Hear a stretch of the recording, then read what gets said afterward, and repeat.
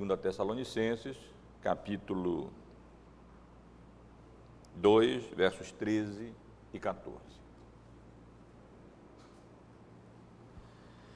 Entretanto, devemos sempre dar graças a Deus por vós, irmãos, amados pelo Senhor, porque Deus vos escolheu desde o princípio para a salvação, pela santificação do Espírito e fé na verdade, para o que também vos chamou mediante o nosso Evangelho, para alcançardes a glória do nosso Senhor Jesus Cristo. Meus irmãos e irmãs, todos nós sabemos como algumas doutrinas bíblicas são particularmente controvertidas. Todos nós sabemos como, quando nós falamos acerca do amor de Deus, da graça de Deus, da bondade de Deus, da misericórdia de Deus, de modo geral, as pessoas recebem essas verdades sem maiores questionamentos. Ao passo que outras doutrinas bíblicas suscitam controvérsias, não porque elas não são claramente reveladas nas Escrituras, não porque haja dúvida real quanto ao ensino dessas verdades, mas porque elas são particularmente ofensivas para o coração não humilhado, para o homem no estado de pecado, para aqueles que ainda não foram objeto da graça salvadora de Cristo e da ação iluminadora do Espírito Santo, que nos leva a descobrir a nossa natureza pecaminosa, corrompida, iníqua.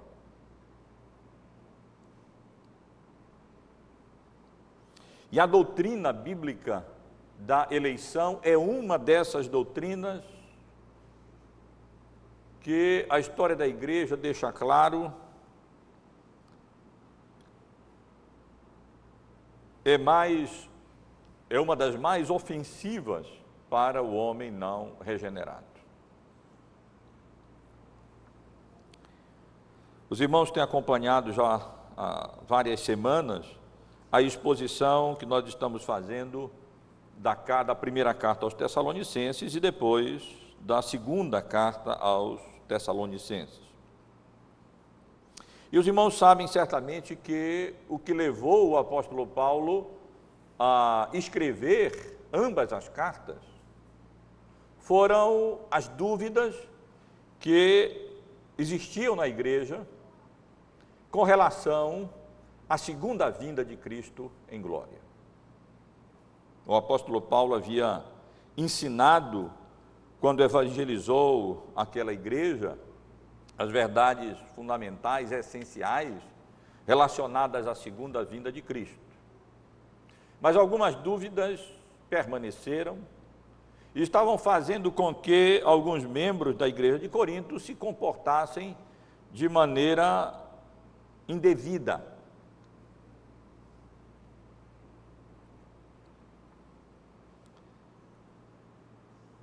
O principal problema que o apóstolo Paulo aborda nessa sua segunda carta à igreja de Corinto era que algumas pessoas na igreja estavam afirmando que a vinda de Cristo seria não apenas repentina, súbita, que Cristo viria como um ladrão e tomaria aqueles que não haviam se refugiado debaixo do sangue do Cordeiro de surpresa, mas estavam ensinando que a vinda de Cristo era imediata, ela já havia se realizado, ou ela estava prestes a acontecer, na iminência de acontecer. Ela estava acontecendo. E o apóstolo Paulo, então, foi levado, obrigado a escrever essa carta para instruir a igreja, orientar a igreja e reparar as deficiências da fé daqueles irmãos com relação a esse tema tão importante relacionado à segunda vinda de Cristo em glória. E ele procura tranquilizar a igreja e aqueles irmãos, deixando claro que a vinda de Cristo, por mais repentina que seja, ela não poderia ser iminente, ela não poderia estar acontecendo, porque ela seria precedida, como ele havia ensinado à igreja de Tessalônica, de dois grandes acontecimentos universais: a grande apostasia e a revelação, a manifestação do homem da iniquidade, do homem do pecado, do filho da destruição. E estivemos vendo aqui no domingo retrasado como o apóstolo Paulo aborda essa questão, esse tema do homem da iniquidade, tratando da sua identidade, da sua atividade, daquilo que o estava retendo para que ele não fosse ainda manifesto, e da sua revelação e destruição. E no domingo passado, para que os irmãos tenham o contexto em mente, e assim possamos apreciar melhor a passagem que nós acabamos de ler, vimos como o apóstolo Paulo desmascara aquela paródia inescrupulosa do diabo com relação à parousia do homem da iniquidade, imitando ridiculamente a parousia do nosso Senhor Jesus Cristo em glória. E vimos aqui como Paulo revela os bastidores da grande apostasia, do mistério da iniquidade, que já opera neste mundo, revelando o seu padrão, a sua estratégia, o seu modelo, o seu modo de agir, o seu alcance, bem como a razão por que aqueles que perecem se deixam enganar pelas ciladas do homem da iniquidade. Eles não acolheram o amor da verdade para serem salvos. Eles não deram crédito à verdade. Pelo contrário, deleitaram-se na injustiça, isto é, na iniquidade, no pecado. E vimos, irmãos, de maneira solene, como a consequência, o resultado disso tudo é que Deus manda a operação do erro, autoriza e, num certo sentido, retém as manifestações da sua graça e entrega essas pessoas à iniquidade, à incredulidade e ao pecado.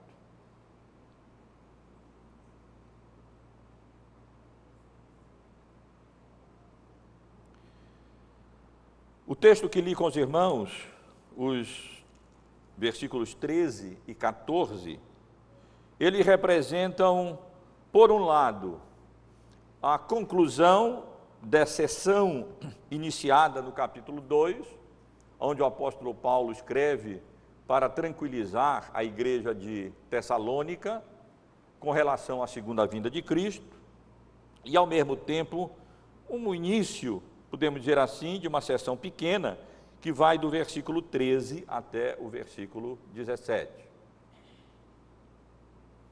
Nos versículos 13 e 14, os irmãos podem observar, por favor, mantenham a Bíblia aberta e procurem acompanhar, nós encontramos uma expressão de ação de graça, mais uma, semelhante à ação de graça que nós já tivemos a oportunidade de considerar e que se encontra nos versículos 3 e 4 do capítulo 1. No versículo 15, nós encontramos uma exortação. E nos versículos 16 e 17, uma oração de Paulo, tudo relacionado sob o tema da firmeza, da perseverança. Tudo aqui visa animar e encorajar os seus leitores, os membros da igreja de Tessalônica, diante dessas circunstâncias difíceis que eles estavam vivendo, uma vez que ensinos errôneos estavam proliferando ali na igreja de Tessalônica e estavam causando inquietação à igreja, alvoroço na igreja. E o apóstolo Paulo, então, foi obrigado a escrever e a exortar aqueles irmãos, a instruir e a ensinar aqueles irmãos com relação, oferecendo mais detalhes com relação à vinda em glória do nosso Senhor Jesus Cristo. E ele conclui essa sessão, que compreende o capítulo 2, com essa ação de graça que lemos no versículos 3 e 4, uma admoestação no versículo 15, no sentido de que eles deveriam permanecer firmes e guardar aquilo que o apóstolo Paulo havia ensinado por palavra e por epístola, e orando nos versos 16, no sentido de que o nosso Senhor Jesus Cristo mesmo e Deus, o nosso Pai, que nos amou e nos deu eterna consolação e boa esperança, pela graça, console o vosso coração e vos confirmem em toda boa obra e boa palavra. Se Deus permitir, no próximo domingo nós estaremos dando continuidade à exposição desses versículos. Hoje, irmãos, eu quero me concentrar apenas nos versículos 13 e 14, porque eles são tão ricos. Não sei se os irmãos percebem bem a ligação desses versos 13 e 14 dessa sessão com a passagem com o texto anterior, com a porção anterior que nós estivemos considerando no domingo passado. Fazendo uso de uma conjunção adversativa, o apóstolo Paulo indica um contraste com o versículo anterior. Um contraste entre a condenação dos incrédulos,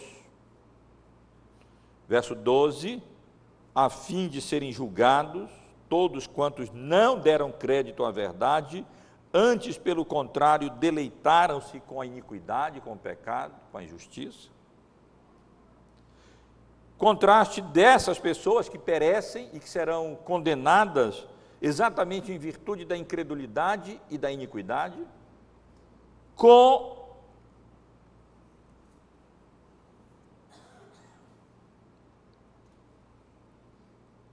a salvação daqueles que creem na verdade e que, longe de viverem na iniquidade, no pecado, vivem em santificação através da obra soberana do Espírito Santo no coração deles. Entretanto, devemos sempre dar graças a Deus por vós, irmãos amados. É como se Paulo estivesse dizendo, porque vocês não estão contados entre os que perecem. Vocês não estão entre aqueles que serão julgados e condenados, porque não deram crédito à verdade, antes, pelo contrário, deleitaram-se, tiveram prazer, amaram a iniquidade e o pecado. Vocês não estão entre eles. E é exatamente por isso que nós devemos sempre, um dever nosso, uma obrigação nossa, dar graças por vós, irmãos amados, pelo Senhor, porque Deus vos escolheu desde o princípio para a salvação, pela santificação do Espírito e fé na verdade, para o que também vos chamou, mediante o nosso Evangelho, para alcançardes a glória do nosso Senhor Jesus Cristo. Chamo a atenção dos irmãos para a estrutura desses dois versículos. Por favor, observem as duas declarações relacionadas que o apóstolo Paulo faz aqui, uma no versículo 13 e outra no versículo 14. Indicando em cada uma delas, tanto o fim, isto é, o propósito, como os meios, isto é, as instrumentalidades da salvação. No versículo 13, ele diz: irmãos amados pelo Senhor, porque Deus vos escolheu desde o princípio para a salvação. Este é o alvo, esta é a meta, este é o propósito, pela santificação do Espírito e fé na verdade. Esse é o meio, esses são os meios, esses são os instrumentos. E ele faz mais ou menos a mesma coisa no versículo seguinte, quando ele diz: para o que também vos chamou. Aí agora ele troca e menciona primeiro o instrumento, mediante o nosso evangelho, e depois o propósito desse chamado divino mediante o evangelho, isto é, para alcançardes a glória do nosso Senhor Jesus Cristo. Irmãos, percebem o paralelo entre os versículos 13 e o versículo 14? As duas declarações que o apóstolo Paulo faz para explicar a motivação da sua gratidão a Deus, seu dever de dar graças a Deus pelos membros da igreja de Tessalônica.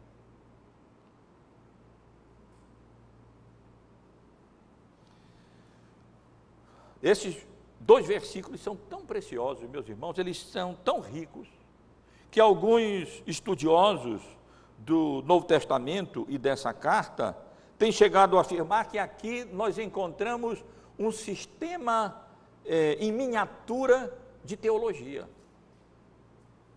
Que aqui nós encontramos um resumo desse glorioso plano de salvação, acerca do qual nós estivemos lendo ontem à noite aqui, no capítulo 3 do livro de Lloyd Jones, na sua exposição do capítulo 17 do Evangelho de João, a oração sacerdotal do Senhor Jesus. E de fato, meus irmãos, observem como aqui nós temos as três pessoas da Trindade reunidas e a obra delas condensadas nesse versículo.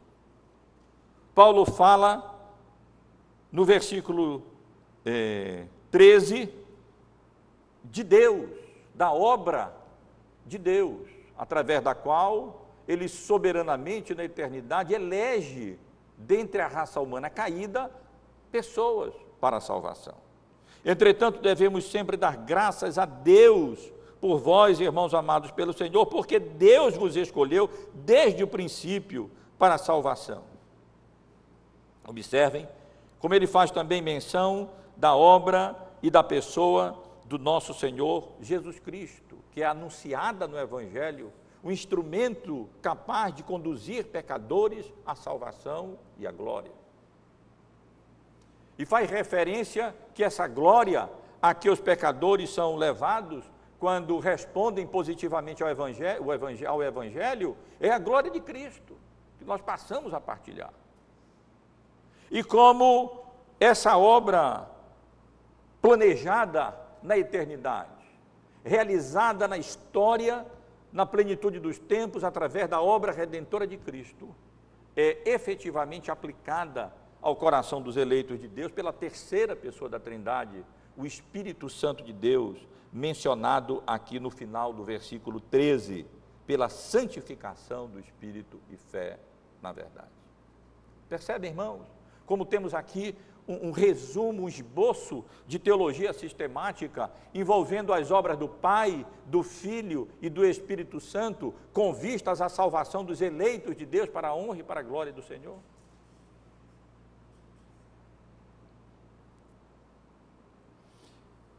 Mas vamos considerar um pouco mais pormenorizadamente a doutrina bíblica da eleição, como ela nos é ensinada nesses versículos. Esse é o tema da nossa mensagem nesta noite, a doutrina bíblica da eleição.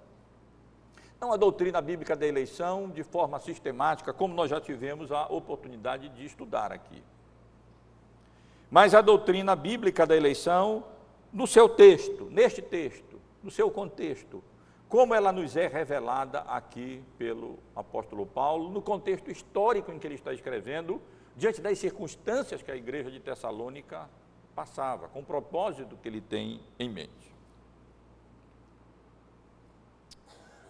Meus irmãos, nós reformados não inventamos a doutrina da eleição, não é coisa da nossa cabeça. Se os irmãos lerem a Bíblia, encontrarão essa doutrina sendo ensinada de maneira muito clara em muitas passagens bíblicas. Antes de nós entrarmos particularmente no texto, vale a pena lembrar os irmãos daquilo que o apóstolo Paulo fala acerca da eleição, tanto nessa carta, como o que é ensinado nas Escrituras em outras passagens bíblicas que abordam a doutrina da eleição. Na sua primeira carta aos Tessalonicenses, os irmãos podem, por favor, observar e procurar acompanhar essas passagens bíblicas. Logo no início da primeira carta, no capítulo 1, no versículo 4, o apóstolo Paulo também havia dado graças a Deus, orando pelaquela igreja, com alegria quando ele recordava das virtudes que estavam progredindo na igreja de Tessalônica, a operosidade da fé daqueles irmãos, a abnegação do amor deles e a firmeza que eles tinham na esperança em Cristo Jesus. E no versículo 4 ele diz, reconhecendo, irmãos amados de Deus, a vossa eleição. Paulo, pelas evidências no que diz respeito ao amor, à fé e à esperança dos membros de Tessalônica, inferia e reconhecia a eleição daqueles irmãos. No capítulo 2 dessa primeira carta, no versículo 12, nós encontramos outra referência à eleição. Leio a partir do verso 11. E sabeis ainda de que maneira, como pais a seus filhos e a cada um de vós exortamos, consolamos e admoestamos, para viverdes por modo digno de Deus que vos chama para o seu reino e glória. Para o Deus que vos elege e vos chama para o seu reino e para a sua glória. Na segunda carta, nós estamos considerando, estudando, no capítulo 1 que nós já estudamos, no versículo 11, encontramos outra referência à doutrina bíblica da eleição. Quando Paulo diz, por isso também não cessamos de orar por vós, para que o nosso Deus vos torne dignos da sua vocação, da sua eleição, da sua escolha, e cumpra com poder todo o propósito de bondade e obra de fé. Aqui Paulo afirma que não cessava de orar pelos membros da igreja de Tessalônica, no sentido de que Deus tornasse aqueles irmãos cada vez mais dignos de tão elevado chamado, de tão elevada eleição, de tão elevada vocação para a salvação, a salvação e a vida cristã e a glorificação, segundo a graça do nosso Deus e do Senhor Jesus Cristo. Em outros livros da Bíblia, nós encontramos ainda com maior clareza a doutrina bíblica da eleição incondicional sendo ensinada. Há várias passagens bíblicas, eu apenas escolhi algumas delas, para refrescar um pouco a memória dos irmãos sobre o ensino bíblico geral acerca da doutrina da eleição, antes de entrarmos particularmente naquilo que ensina o nosso texto, e então ratificarmos e confirmarmos o que Paulo ensina ali, com esses versículos que nós estamos lendo agora. No Evangelho de Marcos, por favor, irmãos, abram, no capítulo 13, no versículo 22, nesse contexto da segunda vinda do nosso Senhor Jesus Cristo, quando então alguém disser, eis aqui o Cristo, ou então, ei-lo ali, e o Senhor Jesus admoesta, não acreditem, pois surgirão falsos cristos e falsos profetas, operando sinais e prodígios para enganar, se possível, os próprios eleitos. Não é possível, mas se fosse possível, o diabo gostaria de, e os falsos profetas, homem da iniquidade, eles gostariam de enganar, se possível fosse, os próprios eleitos de Deus. Há uma passagem preciosa no Evangelho de João, com relação a esse assunto, no capítulo 15, no versículo 16. Nela o Senhor Jesus mesmo, João 15, 16, declara: não foste vós que me escolhestes a mim. Pelo contrário, eu vos escolhi a vós, outros, e vos designei para que vades e deis fruto, e o vosso fruto permaneça, a fim de que tudo quanto pedirdes ao Pai em meu nome, eu vou-lo conceda.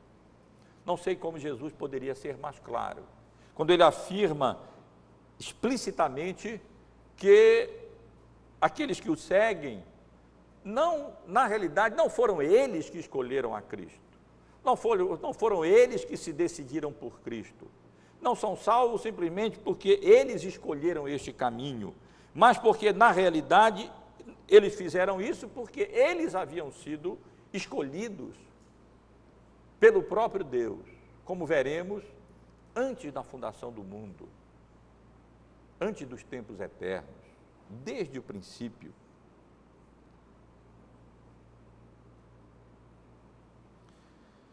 Na carta aos Romanos, no capítulo 8,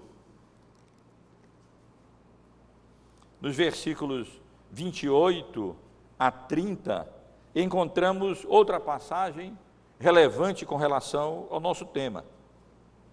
Passagem conhecida, em que o apóstolo Paulo afirma: sabemos que todas as coisas cooperam para o bem daqueles que amam a Deus, daqueles que são chamados, eleitos, chamados segundo o seu propósito. Porquanto aos que de antemão conheceu, também os predestinou. Conheceu aqui significa amar.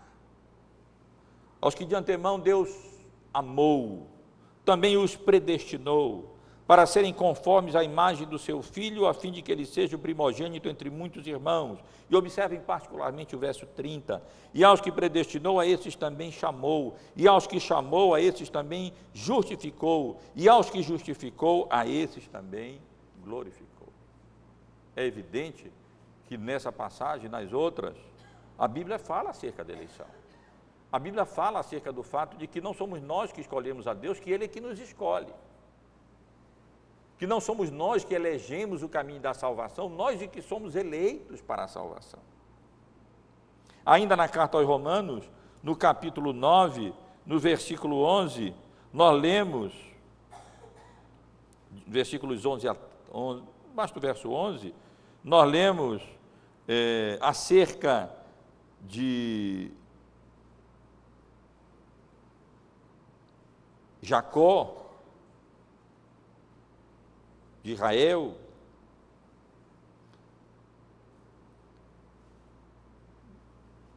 de que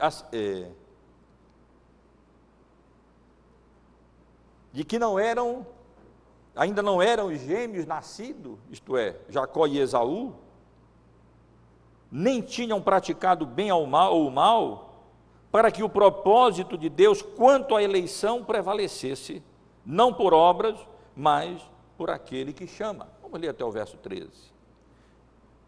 Já fora dito a ela: o mais velho será servo do mais moço. Como está escrito: amei a Jacó, porém me aborreci de Esaú. Isso mesmo antes de que os gêmeos tivessem nascido.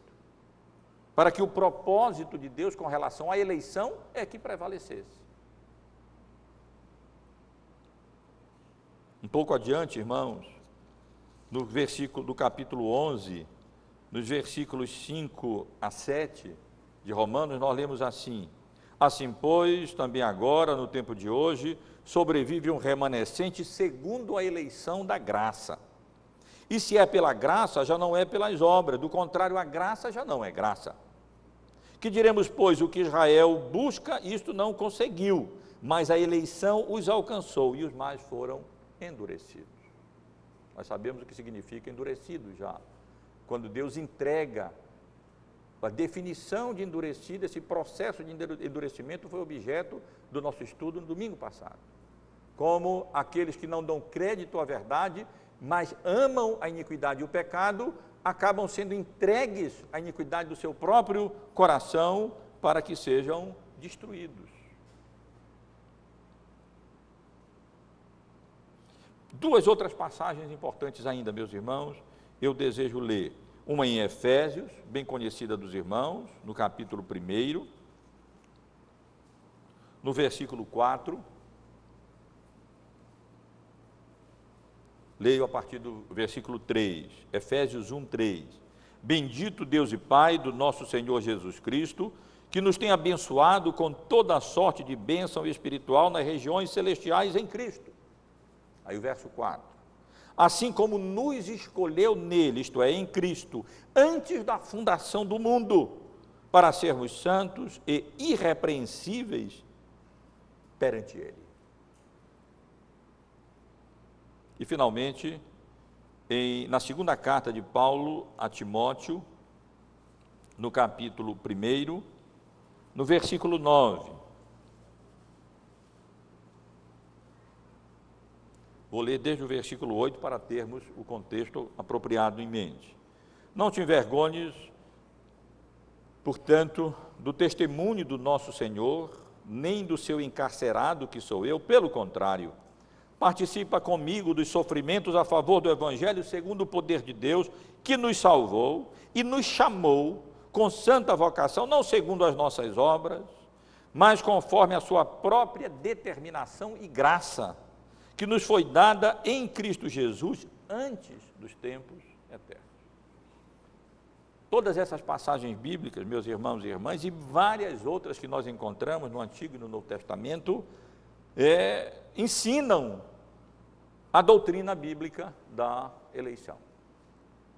E se fôssemos considerar todas essas passagens e sistematizá-las, nós chegaremos ao ensino bíblico sistemático acerca da doutrina da eleição. Mas nós não faremos isso.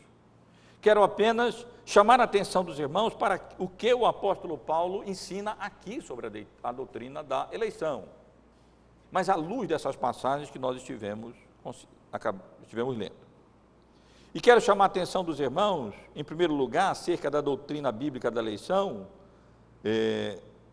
o que Paulo nos ensina aqui sobre o seu fundamento e sobre a sua natureza. Observem o que é que ele diz aqui, no versículo 3. Entretanto, devemos sempre dar graças a Deus por vós, irmãos amados pelo Senhor, porque Deus nos escolheu desde o princípio para a salvação, pela santificação do Espírito e fé na verdade. Por favor, irmãos, observem que Paulo, ao tratar desse assunto, expressar a sua gratidão a Deus pela eleição dos membros da igreja de Tessalônica, ele faz referência a eles como amados pelo Senhor, irmãos amados pelo Senhor.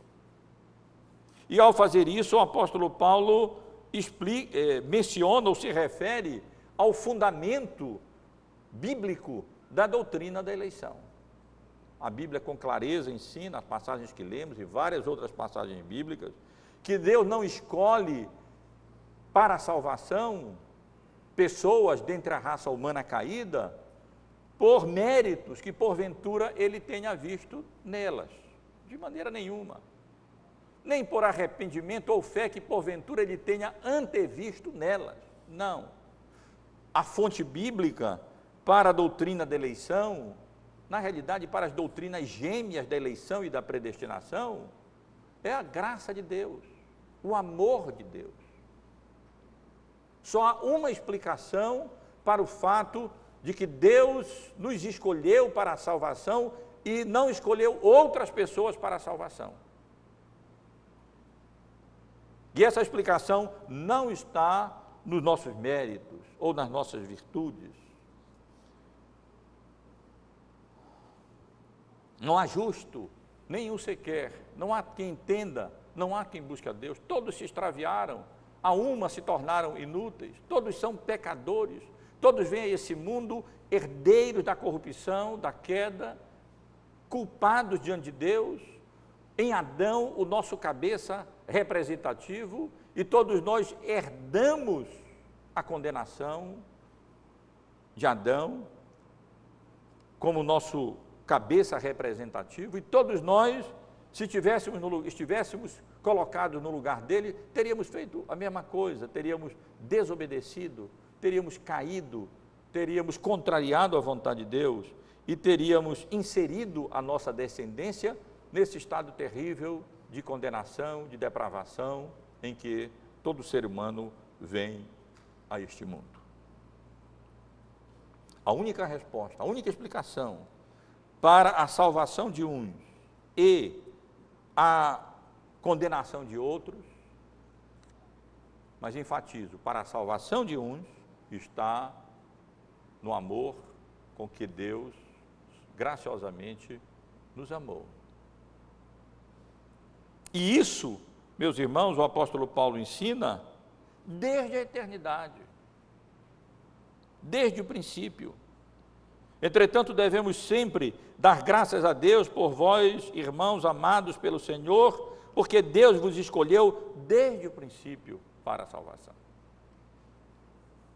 E já vimos aqui as outras passagens, como a segunda carta a Timóteo, no capítulo 1, verso 9, onde o apóstolo Paulo faz referência que Deus nos salvou e nos chamou com santa vocação, não segundo as nossas obras, mas conforme a sua própria determinação e graça, que nos foi dada em Cristo Jesus antes dos tempos eternos.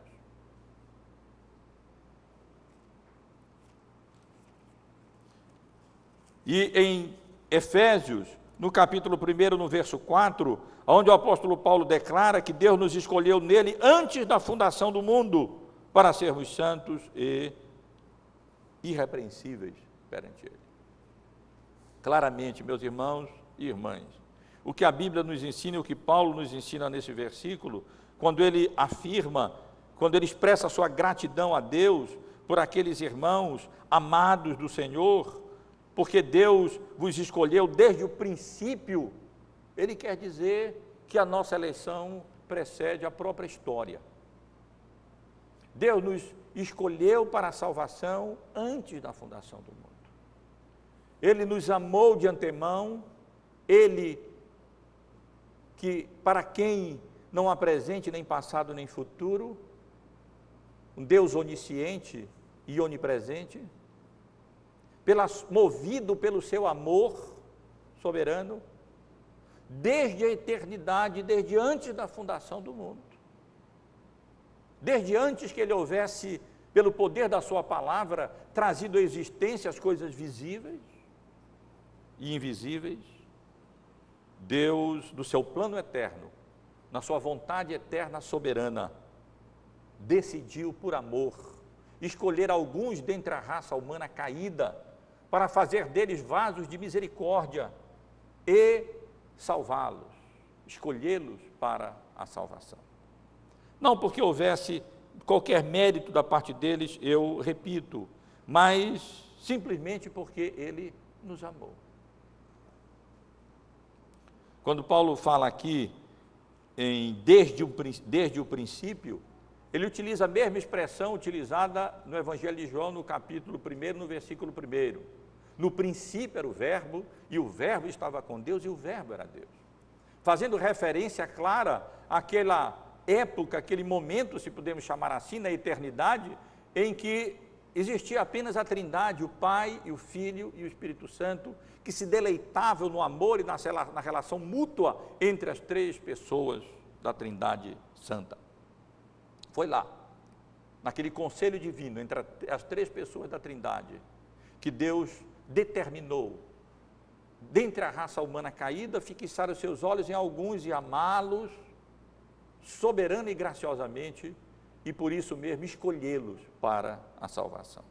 Meus irmãos, esse é o fundamento e a natureza da doutrina bíblica da eleição, segundo ensinada pelo apóstolo Paulo aqui. Ela se fundamenta no amor de Deus. Paulo está falando a irmãos amados do Senhor nesse contexto, escolhidos, na realidade, desde antes da fundação do mundo. Mas o apóstolo Paulo nos ensina mais sobre a doutrina bíblica da eleição do que o seu fundamento e natureza. Ele nos ensina acerca do seu propósito, ou dos seus propósitos.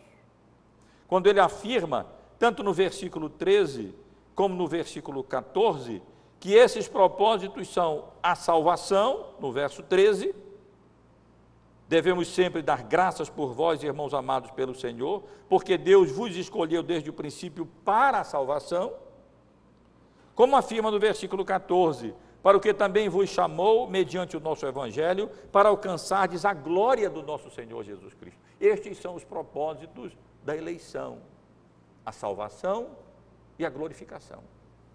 Deus nos escolheu para a salvação que se consuma, que se realiza plenamente quando do retorno do Senhor Jesus em glória, que é o assunto abordado por Paulo nessas cartas, quando então não apenas nós glorificaremos a Cristo que virá com glória, mas nós também compartilharemos da glória do nosso amado Senhor e Salvador, Jesus Cristo. Paulo, portanto, se refere aqui a dois aspectos da salvação, negativo e positivo. Negativamente, quando Paulo fala que nós fomos escolhidos, eleitos para a salvação, ele está nos ensinando que nós fomos eleitos para sermos libertados do pecado e da condenação. Salvação de quê? Salvação do pecado. Salvação de quê? Salvação da condenação eterna. A que estão sujeitos aqueles que perecem, e acerca dos quais ele vinha falando nos versículos anteriores que nós estivemos considerando aqui no domingo passado, porque não deram crédito à verdade, mas deleitaram-se na iniquidade, no pecado e na injustiça. Fomos escolhidos para ser perdoados, fomos escolhidos para ser redimidos, fomos escolhidos para sermos salvos do pecado e salvos da condenação eterna, para sermos salvos do domínio do pecado, para sermos salvos no futuro da própria presença do pecado e para sermos salvos da condenação do pecado.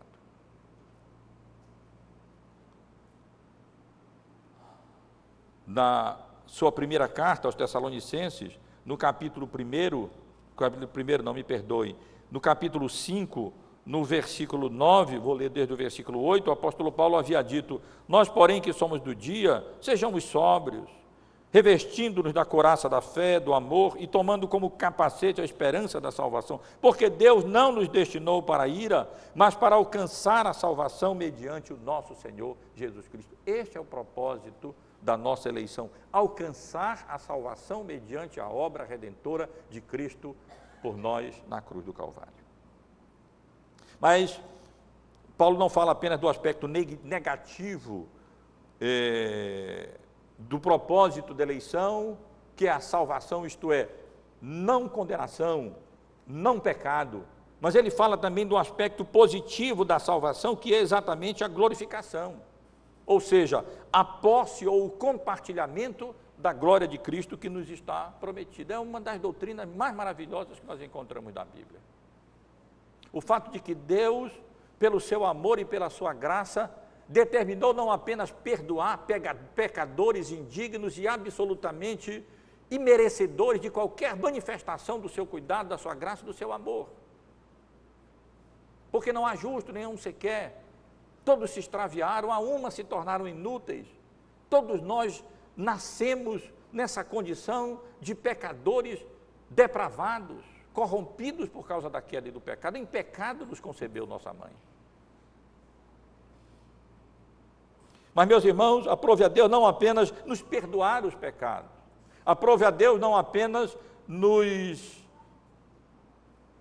anistiar da condenação e da morte que nós merecíamos, tanto em Adão, como pelas nossas próprias práticas pecaminosas e pela nossa própria natureza pecaminosa, contaminada pela herança do pecado. Mas aprove a Deus determinar que nós compartilhássemos da glória do seu Filho, que a glória de Cristo se revelasse e se manifestasse em nós. Meus irmãos, Paulo ensina isso em várias passagens bíblicas. Eu selecionei 3 dessas passagens apenas. Uma que se encontra aqui mesmo na segunda carta aos Tessalonicenses, no capítulo 1, no versículo 10. Os irmãos provavelmente ainda lembram, quando o apóstolo Paulo faz referência à vinda gloriosa de Cristo, tomando vingança contra os que não conhecem a Deus, contra os que não obedecem ao Evangelho, no versículo 8 do capítulo 1, dizendo que eles sofrerão penalidade de eterna destruição e serão banidos da face do Senhor e da glória do seu poder. Mas no versículo 10, ele diz, quando vier para ser glorificado nos seus santos e ser admirado em todos os que creram nele. E no versículo 12, a fim de que o nome do nosso Senhor Jesus seja glorificado em vós e vós nele, segundo a graça do nosso Deus e do Senhor Jesus Cristo. Uma das implicações da condenação eterna é o banimento da glória de Deus. E positivamente, uma das implicações da salvação eterna é o compartilhamento da glória de Deus na pessoa do seu Filho. Paulo diz isso de uma maneira fabulosa na sua carta aos Romanos, no capítulo 8, nos versículos 17 e 18, quando ele diz, ora, se somos filhos, somos também herdeiros, herdeiros de Deus e co-herdeiros com Cristo, e com ele, se com ele sofremos, também com ele seremos glorificados. Porque para mim tenho por certo que os sofrimentos do tempo presente não podem ser comparados com a glória a ser revelada em nós. Fomos eleitos, meus irmãos e irmãs, não apenas para negativamente ser perdoados do pecado, não apenas para que Cristo pagasse a nossa culpa, não apenas para que fôssemos libertados da condenação e da morte, mas positivamente nós fomos eleitos para compartilhar da glória de Cristo, que será infinitamente superior aos sofrimentos dos tempos presentes. E escrevendo aos Filipenses, no último versículo do capítulo 3, Paulo diz com referência a Cristo, dizendo, o qual transformará o nosso corpo de humilhação para ser igual ao corpo da sua glória, segundo a eficácia do poder que ele tem de até subordinar a si mesmo todas as coisas. Nós não somos gnósticos, tantas vezes eu tenho afirmado isso. Nós não aguardamos e anelamos apenas a redenção da nossa alma, nós não seremos apenas espíritos perambulando nos ares celestiais. Nós aguardamos a redenção do nosso corpo, a glorificação do nosso corpo. Nos é prometido compartilhar da glória de Cristo, que será manifesta em nós e revelada em nós. Quando vimos o Senhor Jesus ressurreto, com um corpo glorificado, com poderes que ele não tinha antes, que não revelava antes ou manifestava antes, nós podemos perceber um pouco daquilo que nos aguarda, quando nós tivermos também um corpo semelhante ao corpo glorificado do nosso Senhor e Salvador, Jesus Cristo. Então, meus irmãos, aqui estão os propósitos, ou o propósito, os dois lados desse propósito da eleição divina, segundo Paulo nos ensina aqui, para confortar a igreja de Tessalônica. Eles não precisavam ficar angustiados. É verdade que os tempos eram de aflição. É verdade que eles estavam sendo perseguidos. É verdade que antes da vinda de Cristo viriam tempos difíceis, de grande apostasia, da manifestação do homem da iniquidade, que seduziria e enganaria muitos com os seus poderes extraordinários e com a sedução e o engano da mentira. Mas os crentes de Tessalônica poderiam ficar tranquilos, porque eles estavam confiados a Cristo. E a segurança deles não dependia de obra deles ou de virtude deles, mas dependia da eleição divina. Dependia do fato de que na eternidade Deus os havia amado.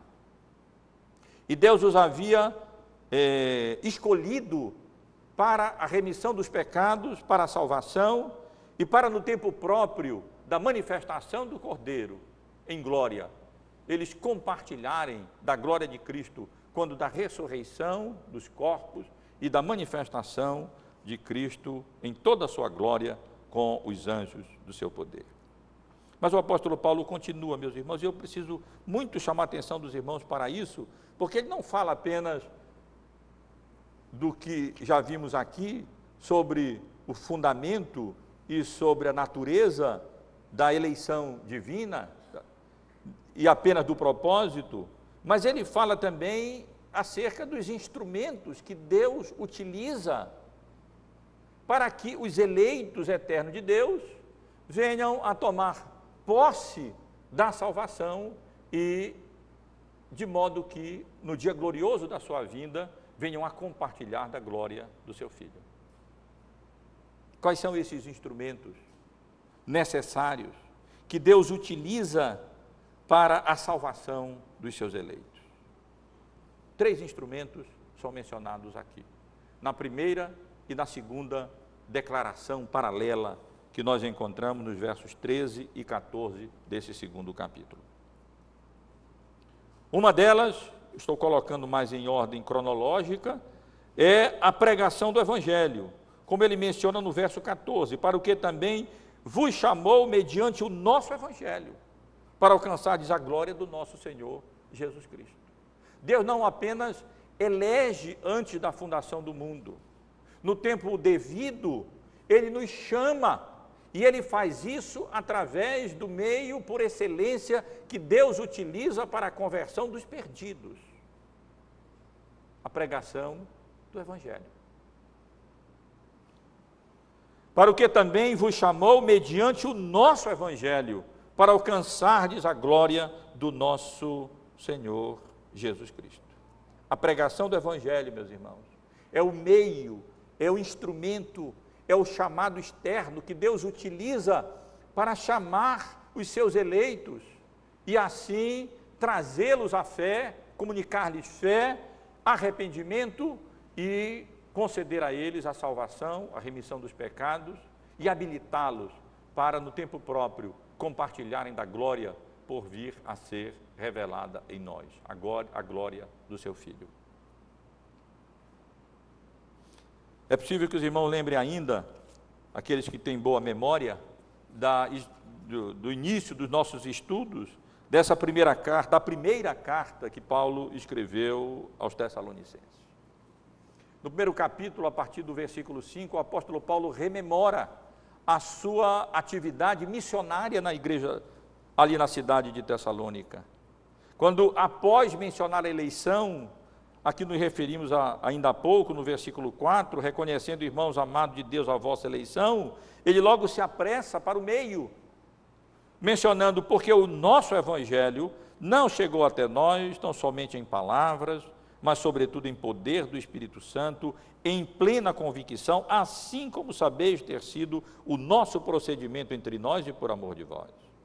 Com efeito, vos tornastes imitadores do nosso Senhor, tendo recebido a palavra, posto que em meio de muita tribulação, com alegria do Espírito Santo, de sorte que vos tornaste modelo para todos os crentes da Macedônia e na Acaia, porque de vós repercutiu a palavra do Senhor, não só na Macedônia e Acaia, mas por toda a parte se divulgou a vossa fé para com Deus, a tal ponto de não termos necessidade de acrescentar coisa alguma, pois eles mesmos, no tocante a nós, proclamam que repercussão teve o nosso ingresso no vosso meio, e como deixando os ídolos, vos convertestes a Deus, para servirdes o Deus vivo e verdadeiro, e para guardardes do céu o seu Filho, a quem ele ressuscitou dentre os mortos, Jesus, que nos livra da ira vindoura. Esse foi o instrumento, meus irmãos, não foi outro, que Deus utilizou para comunicar, efetivar a salvação aos seus eleitos, isto é, a pregação do Evangelho, o anúncio do Evangelho da graça de Deus em Cristo Jesus. E esse continua sendo o meio, o instrumento que Deus utiliza para a salvação dos eleitos de Deus. Não é verdade, como os críticos da doutrina da eleição dizem, que nós afirmamos que as pessoas eleitas de Deus, essas serão salvas de qualquer maneira. Não é verdade. Elas serão salvas mediante a pregação do Evangelho.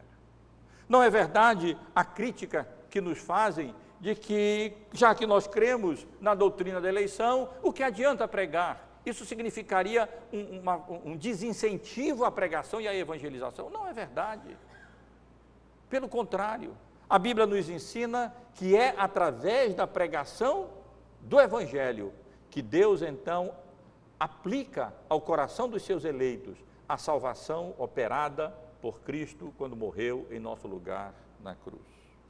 Portanto, se foste ressuscitados, perdoe, irmãos, entretanto, devemos dar sempre graças a Deus por vós, irmãos amados pelo Senhor, porque Deus vos escolheu desde o princípio para a salvação, pela santificação do Espírito e fé na verdade, para o que também vos chamou, mediante o nosso Evangelho, para alcançardes a glória do nosso Senhor Jesus Cristo. Aquele que predestina os fins, predestina os meios. Aquele que determina a salvação dos seus eleitos, determina também que o Evangelho lhes seja anunciado, lhes seja pregado, porque este é um instrumento que Deus utiliza. Aprove a Deus salvar os que creem pela loucura da pregação do Evangelho. Mas o apóstolo Paulo nos ensina que há ainda outros meios para que os eleitos de Deus alcancem a salvação. E um desses meios é a fé na verdade. Ele ensina isso aqui no versículo 13. Devemos sempre dar graças a vós, irmãos amados pelo Senhor, porque Deus vos escolheu desde o princípio para a salvação, pela santificação do Espírito e fé na verdade. Meus irmãos podem perceber claramente o contraste entre aquele grupo de pessoas que será enganada e que vem sendo enganada pelo mistério da iniquidade que já opera. Ou seja, aqueles que não dão crédito à verdade, não acreditam na verdade, mas dão crédito à mentira. O grupo a que Paulo se refere agora, os eleitos de Deus, os salvos porque são eleitos do Senhor, são aqueles que creem na verdade, são aqueles que depositam a sua confiança na verdade, aqueles que têm fé na verdade pregada pelo apóstolo Paulo e revelada nas Escrituras.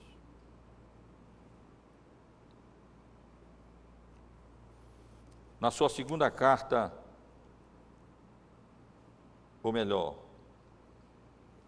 em Efésios, no capítulo 2, nos versículos 8 e 9, o apóstolo Paulo explica: porque pela graça sois salvos mediante a fé.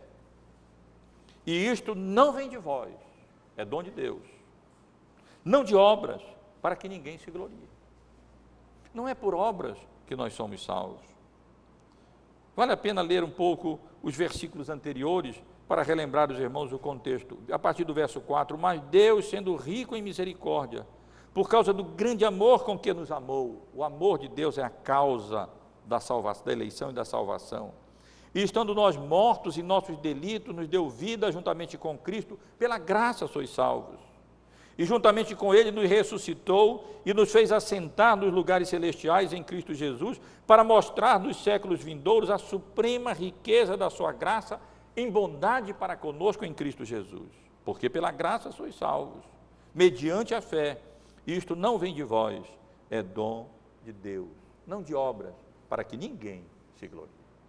Esse é o instrumento, outro instrumento, meus irmãos, que Deus utiliza para a salvação, a fé.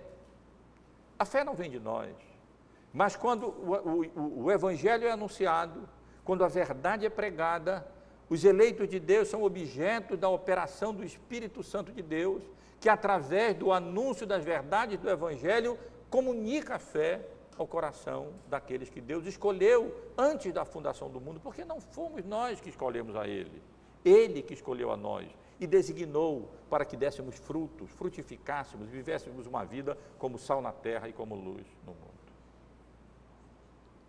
A fé, na verdade, é o outro instrumento da eleição, para a concretização da eleição em termos de salvação e glorificação. Mas ainda há um terceiro elemento que certamente os irmãos perceberam no texto. Quando o apóstolo Paulo afirma, no final do versículo 13, dizendo, vos escolheu desde o princípio para a salvação pela santificação do Espírito e fé na verdade. Pregação do Evangelho. Pela pregação, fé na verdade. E a partir de então, santificação do Espírito. Porque sem santificação, ninguém verá o Senhor. Os teólogos, os intérpretes dessa carta, discutem um pouco sobre que santificação do Espírito é essa a que Paulo se refere aqui. Pela ordem das palavras, pelo contexto, alguns sugerem que a santificação que o apóstolo Paulo tem em mente aqui é não aquela obra progressiva do Espírito Santo no coração do crente, em que ele vai paulatinamente, mas eficazmente, restaurando a imagem de Deus em nós e nos habilitando a obedecer à vontade de Deus revelada na sua palavra, levando cativo o nosso pensamento à obediência de Cristo. Todo crente em Cristo será santificado pelo Espírito Santo de Deus. De tal forma que podemos dizer que aonde não há santificação, então não há evidência de eleição. Porque sem santificação, ninguém verá o Senhor. Alguns entendem que o que nós temos aqui não é a referência a esta obra santificadora do Espírito Santo, em que a natureza de Cristo vai sendo implantada progressivamente em nós. Mas sim que é uma referência àquela separação do pecado. A Bíblia também aplica o termo santidade nesse sentido. É por isso que lemos no Antigo Testamento sobre uma tenda santa, sobre utensílios santos, sobre instrumentos utilizados, que eram instrumentos santos, sobre terra santa, porque tudo que é relacionado com Deus e tudo que é separado do mundo para Deus é santo. Nós fomos separados para Deus quando justificados em Cristo. Quando o Espírito Santo de Deus comunicou fé ao nosso coração e aplicou a salvação alcançada por Cristo ao coração dos eleitos de Deus. Pode ser que Paulo se refira não à obra santificadora, mas a essa obra de separação do mundo, quando através da pregação do Evangelho, o Espírito Santo comunica a fé em nós, e nós somos então separados, nós somos santificados pelo Espírito Santo do mundo, separados para o mundo, do mundo para Deus, para Cristo. Ou pode ser, como vários outros intérpretes, bons intérpretes entendem também, que a referência aqui é sim a obra santificadora do Espírito Santo, através da qual, como mencionei há pouco, ele produz em nós o querer e o realizar a vontade de Deus. Ele move a nossa mente para desejar agradar a Deus, fazendo a sua vontade na nossa vida. E aí então vai nos levando por um processo de obediência cada vez maior, de modo que a vereda dos justos é como a luz da aurora que vai brilhando, brilhando e brilhando até aquele dia glorioso, quando será dia perfeito, novos céus, nova terra, novo corpo glorificado, compartilhando da glória do Senhor Jesus.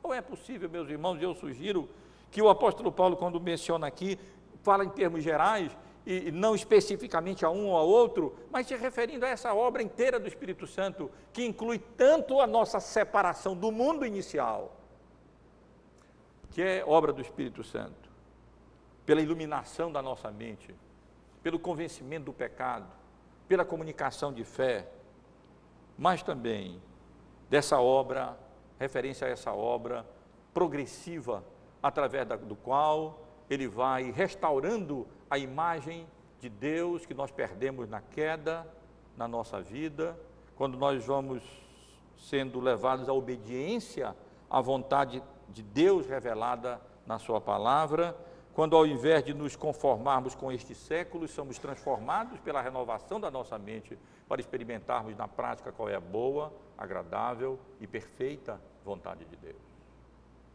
O fato é que, de um modo ou de outro, ou dos dois, o instrumento para a nossa salvação, para a consumação da nossa salvação, Paulo tem em mente aqui no versículo 14, a nossa glorificação, são indispensáveis estes três instrumentos.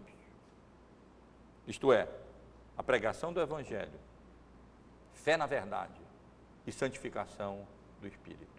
Sem essas três coisas, ninguém verá o Senhor. Mas, meus irmãos, para concluir, vejam que eu pulei talvez o fator unificador desse texto, que se encontra logo no início, e fiz de propósito para deixar para o fim e então enfatizar isso.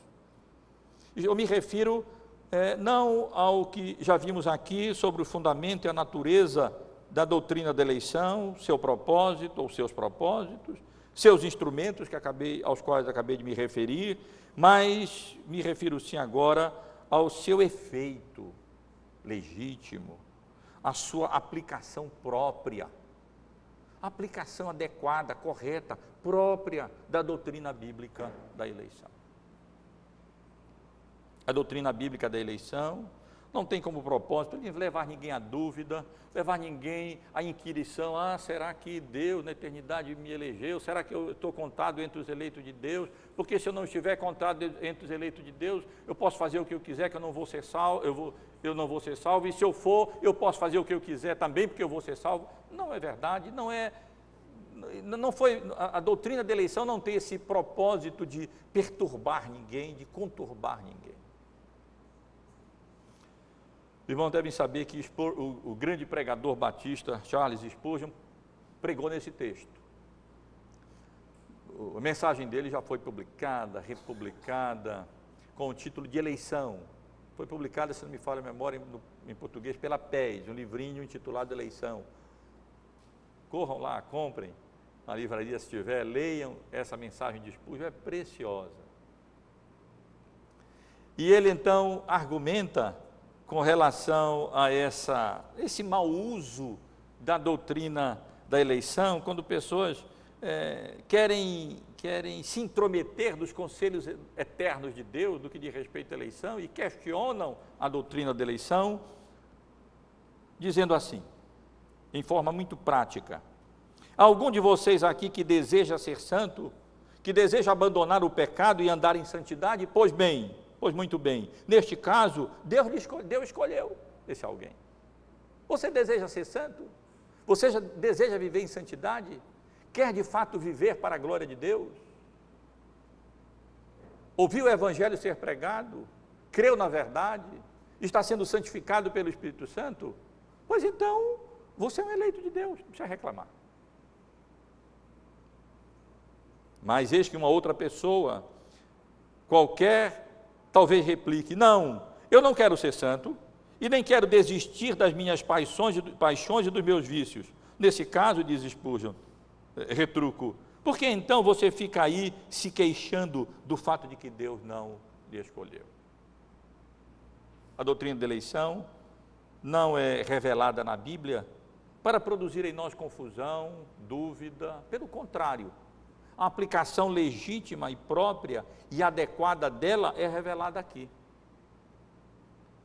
Isto é, gratidão, nos conduzir a Deus em louvor e em gratidão pela sua infinita misericórdia e graça, pelo seu grande amor para conosco.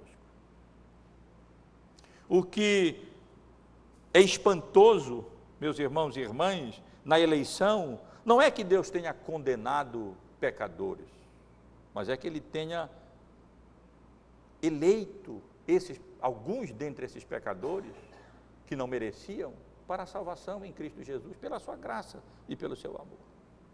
Como é que o Deus santo e justo colocou os olhos em alguns de nós, pecadores, para que fôssemos salvos e venhamos no futuro a compartilhar da glória do seu Filho? Isso é que é espantoso. O espantoso na doutrina da eleição não é que Deus tenha aborrecido Esaú, é que Ele tenha amado Jacó, aquele pecador, e Deus foi misericordioso, bondoso e gracioso para com ele. Se não fosse a doutrina da eleição, meus irmãos e irmãs, a realidade é que todo ser humano seria objeto do engano, do mistério da iniquidade em operação. Todo ser humano teria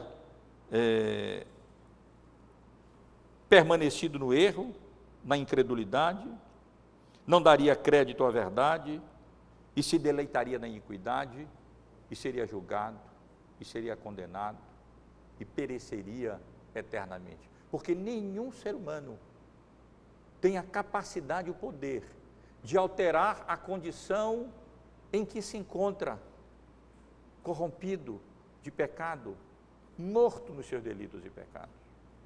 Se não fosse Deus determinar na sua soberana graça, pelo seu amor, escolher uma multidão, dentre uma multidão maior de pecadores, para graciosamente anistiá-los, remi-los, enviar o seu filho, nascido de mulher, nascido sobre a lei, assumisse a nossa natureza para pagar a culpa dos nossos pecados, morrendo no lugar dos eleitos de Deus,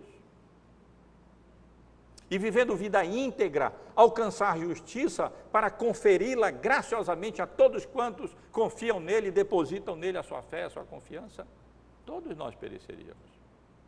Portanto, meus irmãos, o que se sobressai, o que se destaca na doutrina da eleição, não é que Deus condene pecadores, porque eles já estão condenados, eles escolheram isso quando caíram em Adão, nas melhores condições possíveis, no Éden, decidiu determinadamente, consciente das consequências, desobedecer a Deus.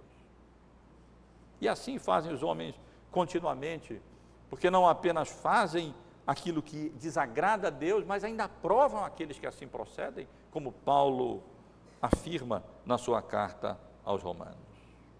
Entretanto, devemos sempre dar graças a Deus por vós, irmãos amados pelo Senhor. Por quê? Porque Deus vos escolheu e porque Deus vos chamou, porque Deus vos escolheu para a salvação e porque Deus vos chamou pela pregação do Evangelho para partilharem da glória do Cordeiro quando ele retornar com toda a pompa, com toda a glória e com todo o poder, como ele certamente retornará. Paulo já havia dado graças pela igreja de Tessalônica, utilizando praticamente as mesmas palavras. Muda um pouquinho a nossa tradução, mas o original é exatamente o mesmo. No capítulo 1, nos versículos 3 e 4, o apóstolo Paulo já havia dado graças a Deus, dizendo: irmãos, cumpre-nos dar sempre graças a Deus no tocante a vós outros, como é justo, pois a vossa fé cresce sobremaneira, o vosso mútuo amor de uns para com os outros vai aumentando, ao ponto de que nós mesmos nos gloriamos de vós nas igrejas de Deus à vista da vossa constância e fé em todas as vossas perseguições e nas tribulações que suportais. Paulo já havia utilizado a mesma expressão, dizendo: olha, é nosso dever, cumpre-nos, é justo, é legítimo que nós demos graças a Deus pelo progresso das virtudes cristãs que Deus vem operando em vocês. E agora, utilizando as mesmas palavras, ele diz: entretanto, devemos sempre dar graças a Deus por vós, irmãos amados pelo Senhor. Porque Paulo reconhecia que aqueles irmãos eram eleitos de Deus e que se eles estavam perseverando na fé, em meio às tribulações e aos sofrimentos, e estavam firmes e continuando, evidenciando bom testemunho e essas graças cristãs mencionadas no início da carta, era porque Deus, que os amava, os havia escolhido desde o princípio para a salvação, pela santificação do Espírito e fé na verdade. Porque Deus os havia chamado, mediante a pregação do Evangelho, para que eles alcançassem a glória do nosso Senhor Jesus Cristo. Meus irmãos, eu quero apenas concluir essa exposição desses versículos tão preciosos, de fato, desse verdadeiro compêndio de teologia, desse plano de salvação condensado e resumido aqui, chamando a atenção dos irmãos, destacando daqui algumas lições para nós. A primeira, diz respeito às evidências da eleição. As evidências da eleição nessa passagem são fé no Evangelho e a santificação do Espírito. Aonde nós vemos fé genuína, onde o Evangelho é pregado, e as pessoas respondem não dando crédito à mentira e não acreditando na verdade, mas crendo no Evangelho, e aonde nós vemos a obra santificadora do Espírito Santo de Deus sendo realizada no coração das pessoas, mediante a fé no Evangelho, essa é uma evidência, essas são evidências seguras de que aí está um eleito de Deus. Ninguém poderá jamais dizer, como alguns crentes hipócritas dizem, não, eu posso viver no pecado porque eu sou um eleito de Deus. Isso é estranho ao ensino das Escrituras. Sem santificação ninguém verá o Senhor. Um dos instrumentos para a salvação é a fé na verdade, que vai se manifestar também em termos de santificação do Espírito. Outra lição, irmãos, que desejo destacar, é que a causa e a culpa da condenação dos perdidos é a incredulidade e o pecado. Nós vimos isso domingo passado. Nós vimos que aqueles que serão condenados, no versículo 12, a fim de serem julgados, todos quantos não deram crédito à verdade, antes, pelo contrário, deleitaram-se com a injustiça, a culpa da condenação dos não eleitos não é de Deus que não os elegeu. É como Spurgeon disse, de que eles se queixam ainda.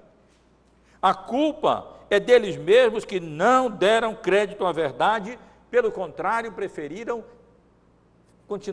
permanecer apegados à iniquidade e ao pecado que eles amam. Ninguém, portanto, culpe a Deus pela sua condenação, porque ninguém jamais será condenado por culpa de Deus, mas pela sua própria culpa, pela sua própria iniquidade, pela sua própria incredulidade, pelo seu próprio pecado.